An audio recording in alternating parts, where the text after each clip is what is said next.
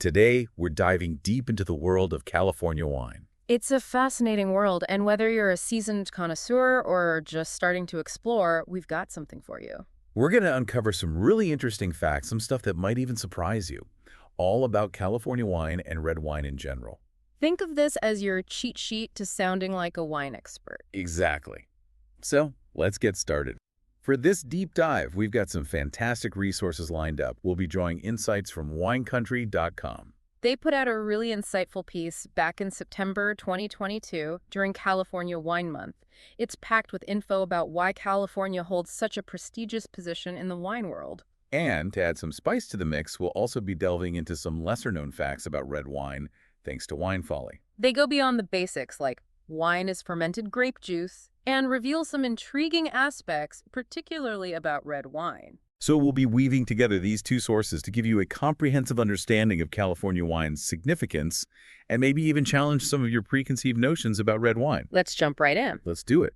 California wine, it's a global powerhouse now, but its history runs deeper than many people realize. Way deeper. It's really fascinating. Did you know that California winemaking can be traced back all the way to the 1700s? The 1700s.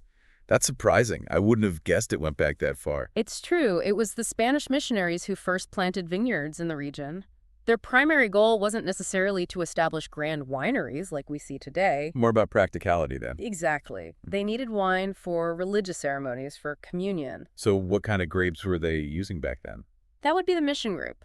It was the go-to variety for a long time, until around 1880. It's interesting, isn't it? Why do we rarely see mission grape wines these days? It's a good question. I guess tastes evolved. And climates, too.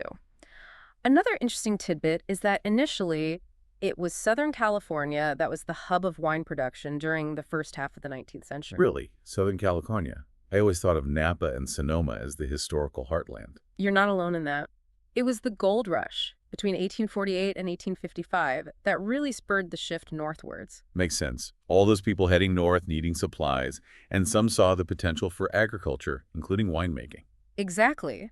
They recognized the ideal climate and soil conditions in places like Napa and Sonoma. But then along came Prohibition, and that almost wiped out the industry, right? It was a devastating blow. But were there some less obvious consequences, maybe long-term effects? Absolutely. The legal loophole that allowed for home winemaking, ironically, led to a surge in grape demand. But to meet this demand quickly and cheaply, many growers ripped out their higher quality, more delicate grape varieties. To replace them with? Tougher, more productive grapes. But sadly, these often lacked the complexity and depth of flavor of the original vines. So when Prohibition finally ended, the industry wasn't just rebuilding. It was rebuilding with a very different set of ingredients. A huge setback, but that's where the viticulture and enology program at UC Davis came in. It was specifically created to help the industry get back on its feet. Viticulture and enology. Just to clarify for our listeners, can you break down what those terms mean? Of course. Viticulture is all about the science of grape growing, while enology focuses on the art and science of winemaking. So UC Davis, with its research and education, helped introduce better grape varieties, bringing back quality. So a slow climb back to the top. But I think there was a pivotal event that put California wine on the map, the 1976 Judgment of Paris. Ah, yes. The moment California wines went head-to-head with some of the best French wines in a blind tasting, and, to the astonishment of many, emerged victorious in several categories. Shocking the world. Were people skeptical of the results? French wines had such an established reputation. Oh, absolutely. There was a lot of disbelief. But it forced people to rethink their assumptions about New World wines. And for California, it was a huge confidence boost, showing they could produce wines of exceptional quality. A turning point. And now, California's wine scene is incredibly diverse with all those different regions. What comes to mind when you see labels like Napa Valley or Sonoma Coast? I think of distinct areas, each with its own unique character, sort of like in France or Italy with their appellations. Exactly. They're called American Viticultural Areas, or AVAs. It's not just about geography. It often signifies a shared understanding of climate, soil, and tradition that winemakers in that area try to express in their wines. As of August 2022, California had a whopping 147 AVAs, right? That's right, spanning from Shasta in the north all the way down to Temecula Valley in the south. It's a testament to the state's vast and varied terroir. It can be a bit confusing with the labeling, though. Sometimes you see California and other times a specific AVA. What's the difference? If it simply says California, it means 100% of the grapes and the wine production happen within the state. But if an AVA is specified, like Napa Valley, then at least 85% of those grapes must have come from that specific AVA. So there are rules and regulations ensuring the integrity of the label. Absolutely. And what's even more interesting is that the system is dynamic. New AVAs are constantly being proposed and evaluated. So our understanding of these regional nuances is always evolving. Precisely. Like the recent approvals of the West Sonoma Coast AVA and the San Luis Obispo Coast AVA, it shows a dedication to refining those regional distinctions. It's not just about location, though, is it? Mm. California is known for cultivating an impressive variety of grapes. Absolutely. It's one of the things that makes California so special. They grow over 100 different grape varieties commercially, and that number keeps growing. That's a lot of grapes. So beyond the popular ones like Chardonnay and Cabernet Sauvignon, what else is out there? You'll find everything from Spanish Albarino to Portuguese Touriga Nacional and Italian Barbera. California embraces global influences and caters to all sorts of palates. And then, of course, there's Zinfandel, which the article refers to as America's heritage grape. Why is that? What makes it so uniquely American? Zinfandel's story in California is quite fascinating. It's believed to have originated in Croatia, but really found its home in California, flourishing in the late 19th and early 20th centuries. It's a versatile grape, producing everything from light, fruity roses to bold, spicy reds, truly reflecting California's winemaking spirit. And I think some of those original Zinfandel vines are over 100 years old, right? That's right. A living connection to the early days of California wine. And speaking of scale, the sheer amount of wine California produces is staggering. California is the largest wine producer in the U.S., accounting for a whopping 81% of all U.S. wine, and it's the fourth largest wine producer globally. Huge numbers. It's not just a few mega corporations either. California boasts around 4,700 wineries, nearly half of all the wineries in the U.S. That's a lot compared to other big wine states like Oregon and Washington, which have, maybe 800 to 1,000 each. So it's not just about quantity. California has really solidified its position as a top wine destination. It's true. California's wine regions offer so much more than just wine tasting.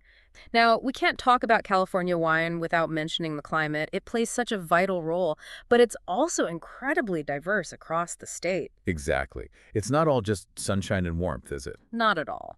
California's diverse microclimates are key to its ability to grow so many different grapes. You've got the cooling influence of the Pacific Ocean in coastal regions like Santa Barbara and the Sonoma Coast. And then you have inland valleys like the Sierra foothills and the Central Valley, which are regulated by rivers and lakes. And don't forget the hillside vineyards, which often benefit from a perfect balance of sunshine for ripening and cooling breezes for acidity. It all works together to create those amazing flavors. And let's not forget that long, sunny growing season. It's a major advantage for wine production. For sure. The typical California weather pattern is ideal for grape growing. Lots of rain between October and March, followed by bud break in the spring. The occasional late spring rain can be a bit of a worry for those delicate buds, but overall, California enjoys a long, warm, and relatively dry summer, making for a great growing season. Precisely. Harvest usually kicks off in mid-September and wraps up a few weeks later. It might shift a bit depending on the grape variety and the region's microclimate, but overall it's a long and consistent growing season. So California wine is clearly a hit in the U.S., but what about its global reputation? When people think of American wine, they often think of California wine. A whopping 90% of all U.S. wine exports come from California, and that goes to 142 countries. It's been a fascinating journey through California wine, from its humble beginnings to its global dominance.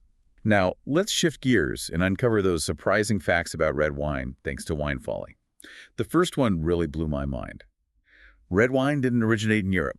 It's a common misconception. Most people associate wine with Europe, especially France, Italy, and Spain. But the earliest evidence of wine production takes us back a whopping 8,000 years to the Fertile Crescent. The Fertile Crescent.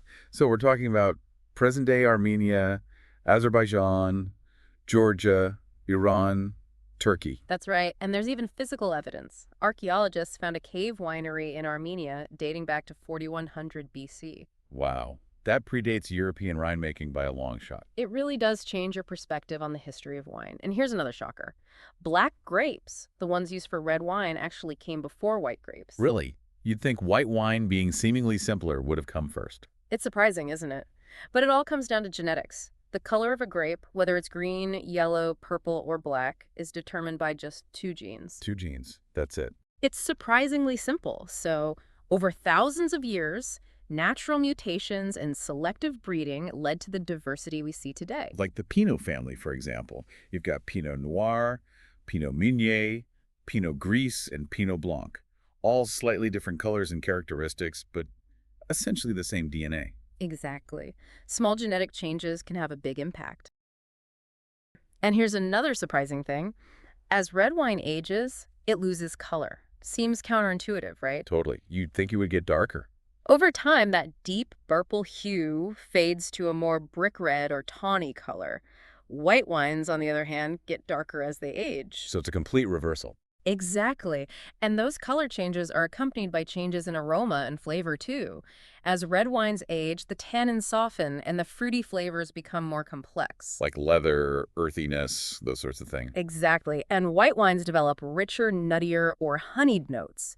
It's fascinating how time can transform wine. Absolutely. Okay, last but not least, tell us about the aromas in wine. I mean, they're real, right? But there's something more to it, isn't there? The fascinating thing is that the aromas we detect in wine are often the same chemical compounds found in other things. Give us an example. Rotundone, the compound that gives Syrah that peppery kick, is also found in black peppercorns.